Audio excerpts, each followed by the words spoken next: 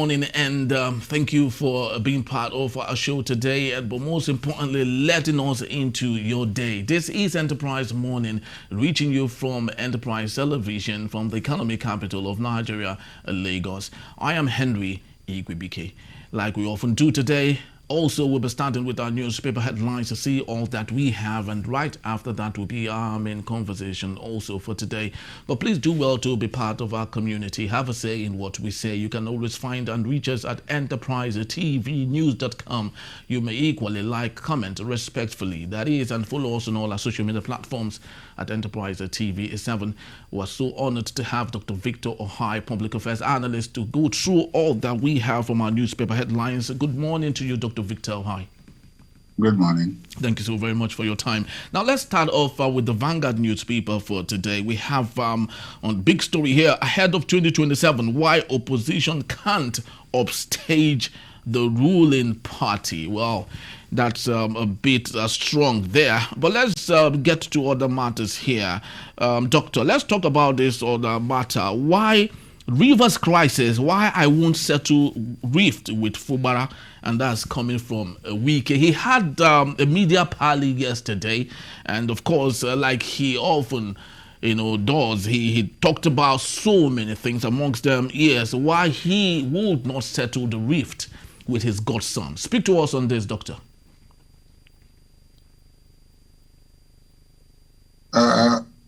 Well, every war is the reason wars take place is because of ego. Usually, egos of two persons. I no go agree. Simple matters. In this case, the ego of the two people concerned, especially that of Wike, is so big. He's the one saying in why he will not settle, because there's this sense of entitlement.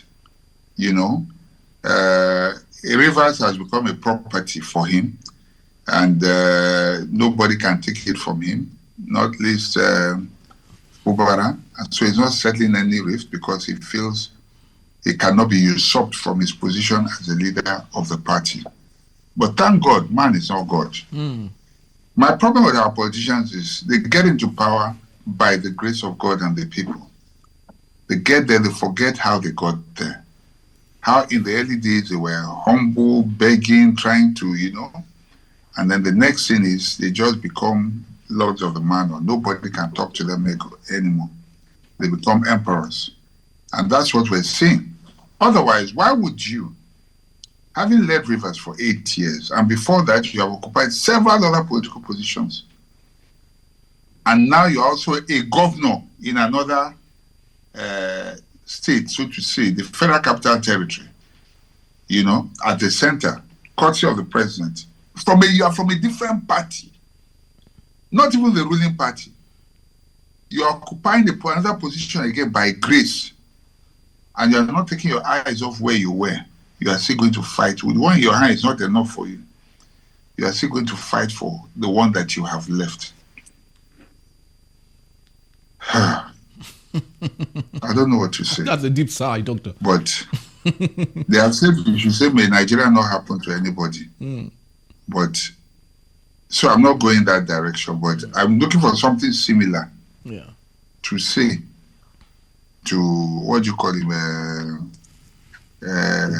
Wike, because I think it is not fair to the people of Rivers that one human being should just think that he's God and that nobody can talk to him. But Doctor, I would love to ask, what do you think is happening to their perception and their reasoning? Because they seem not to learn from history. Look at the case of Alamesia.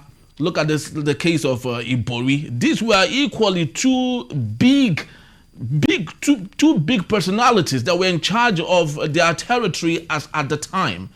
And today they are nowhere. Why is it difficult for some leaders to learn from history so as not to see what happened to other people equally happened to them?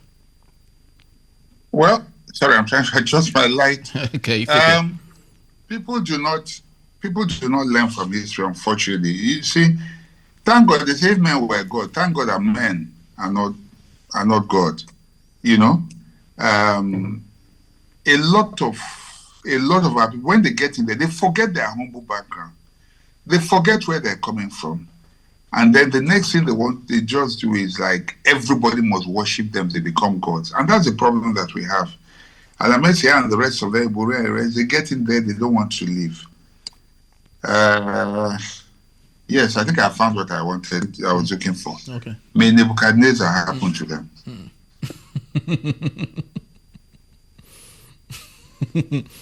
So, well, that's a very harsh one, though. We just hope that it doesn't.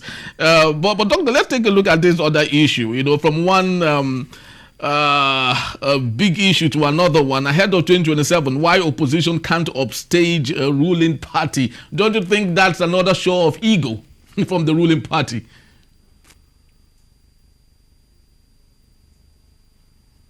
Hello, doctor, can you hear me? I think we're having a little bit of a glitch there. Well, it's still Enterprise morning, main conversation. I'll be right back after this. Please don't go anywhere. Enterprise TV, your one-stop shop for news, programs, human angle stories, the economy, sports, and much more. We go the extra mile to bring incredible details to you. So hop on the train now. Enterprise TV, a tradition of truth. Thank you so very much for still being here with us. It's still Enterprise morning, and we were actually still on the Vanguard newspaper, and we were, of course, speaking to Dr. Victor High on some of the matters happening here. Doctor, let's take a look at this particular matter. Ahead of 2027, why opposition can't upstage a ruling party? You did talk about the egocentric nature of some of our leaders. Don't you think the ruling party is equally playing the same game?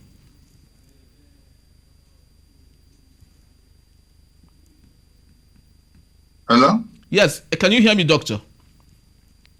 Hello? Yes, can you hear me? No, can not you hear very me? well. Come again. All right. So I was speaking Yes. to another story on the Vanguard newspaper. Ahead of 2027, why opposition can't upstage the ruling party. And I remember you did talk about the ego-centric nature of some of our leaders. Do you think the ruling party is equally playing the same game here? Well, I don't think that's the issue. The issue of not upstaging is because there are no party ideology, no ideological lines in our party politics. As we say, face, you know, I don't know any politician, how many can say they have remained in the same party since they started till now? Very few. Maybe Bode George, who else? A few of them. Most of them have crisscrossed, you know, and anywhere belle face, excuse my language, you know. So what they do is, okay, this is a party that is in power now. They'll quickly rush, join there so that they can gain something from the party. Then as soon as if that party loses, they run to another one. And that's what's happening. So if the ruling party is feeling so confident now that they can come back in 2027, nothing will happen to them, they are not losing. They are speaking based on history. There are historical evidences to back it. Because obviously, as you can see, many people are, you know, changing to the ruling party right now. They are dumping the opposition parties to join the ruling party. So at the end of the day, they weaken the opposition. So you want to ask, who then is going to, you know, how many people are left to fight in opposition? And don't forget that for every movement, these politicians move with their people. Definitely. Okay? They move with their supporters who follow them sheepishly. You know? Only one man will benefit, but they will move with their supporters and say, my people, this is where we should go now. This is where, and they all sheepishly follow, you know, and then they, you know, to further the person's nest and his ambition and all that. But that's a reality. Very true. Let's get to the Guardian newspaper for today, and we have on the bottom strip here: anxiety as Trump returns to power, recognizes only two genders. And Doctor, let's speak to this particular matter. America, most importantly, is a country of different orientation, perception, and understanding. When a president to 2025 is pursuing what people would call a grotesque policy and not giving room for other people to exercise their freedom, do you think this spells something bad for the United States? I don't understand what you mean by grotesque. Is there any other gender apart from male and female? What's grotesque about it? That I put on a gown and go to a female toilet as a man? That is normal? Does that make sense to you? Or that a man marries another man and he says, oh, it's my life, it's my orientation, I should live my life the way I want. Or that I come to you and say, look, you must address me as a she, even though I'm an obvious he. Isn't that what is grotesque? America just came back to civilization. That's exactly what I see. Trump just brought them back to civilization, to the real world. And mind you, it's not just America. I mean, the West is warped in its thinking these days. And when you are too rich and too idle, you don't have anything else to do with your time. Then you start, concocting all sorts of grotesque ideas. Their ideas are what is grotesque. And Trump is just brought back proper values and family values to America and made them human. And he has humanized America once again. That's my opinion. Yes. As much as, of course, I agree with you, but let's not forget the huge number of the LGBTQ plus community in the United States of America. What do you think would happen to that community? Do you think we would go back to... So what happens to the community of pedophiles, community of murderers, community of... call them racists, or what do I call them? What happens to them? We should recognize them. What do you mean? What is abnormal is abnormal. There's no place for it. Not even in biology. So how can you say recognize what? LGBT what? So if a pedophile now, you legitimize when people will practice bestiality and say that's the orientation, sleeping with animals. They too have a right. You recognize that. Excuse me, please. Can we move on to the next topic? All right, Doctor, let's talk about a healthy economy without impact on average Nigerians, worries, senators. So do you think our senators have awoken to the fact that a healthy economy without impact on average Nigerians is not good enough? Or are they just speaking because they just want to appeal to the generality of Nigerians? But it's a reality that, as they say, a healthy person is a wealthy person. If you're a nation of unhealthy people, obviously it impacts greatly, on the economy and on every aspect of this. But whether it is so in practice is another matter, because we pay a lot of lip service. No sooner than COVID was over than our people started traveling abroad again for I call it medical tourism. You go there, the doctors there, yes, our facilities may not be up to whatever it should be here, but that again is our fault. But believe me, our doctors are far better here. They are more committed. The only thing we lack are the facilities, and government is wasting money on pilgrimages that should be private businesses, on financing things that they shouldn't be financing. Rather than taking care of the health of the people, education, and some of these areas that should be a priority. And so, talk is cheap, like they say, I don't know what to say. They've been saying it, but go and check the budget. I don't know how much is allocated to health and how much of it actually, will be implemented.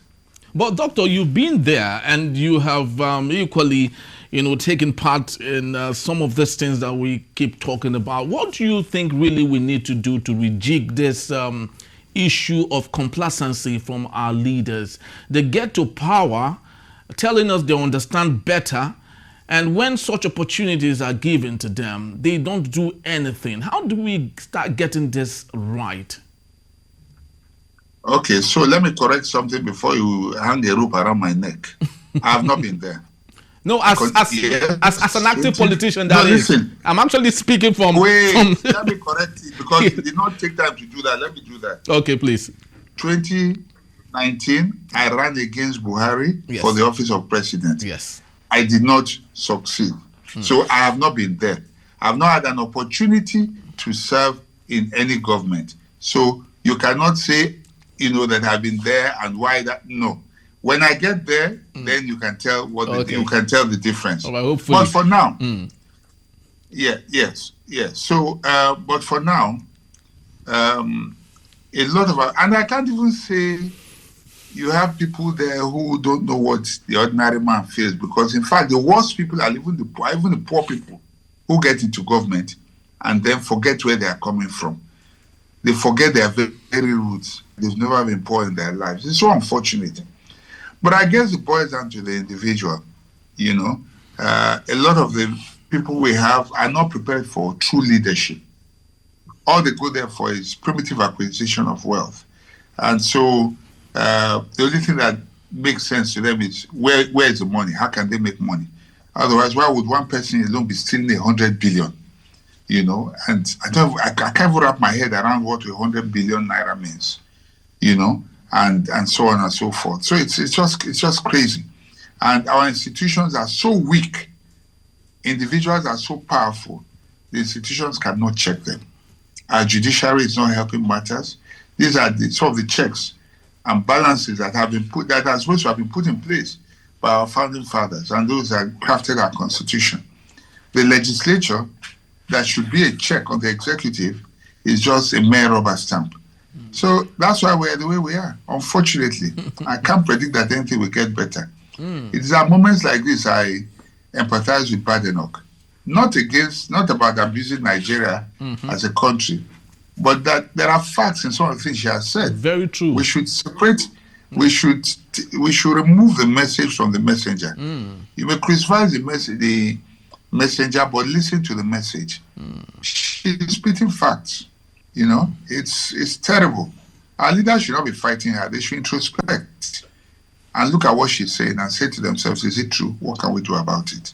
Very, very true. Because even while we talk about that as against the politicians, non-politicians are equally guilty of some of these things. As we can see here, EFCC arraigns Amcon XMD orders on alleged 76 billion naira and $31.5 million fraud. So this is still the issue we're talking about. When politicians are doing their own on one part, non-politicians are equally exercising their own rights of fraud and stealing, unfortunately. Thank you so very much, Dr. Victor Hai, for being here. We truly do appreciate you. Thank you for having me. All right, and just to let you know that Dr. Victor Ohai will be here to take us on our main conversation. That is when we return. Federal government approves a 50% increase in telecom tariffs after 12 years. That in a bit, please don't go anywhere. It's still enterprise.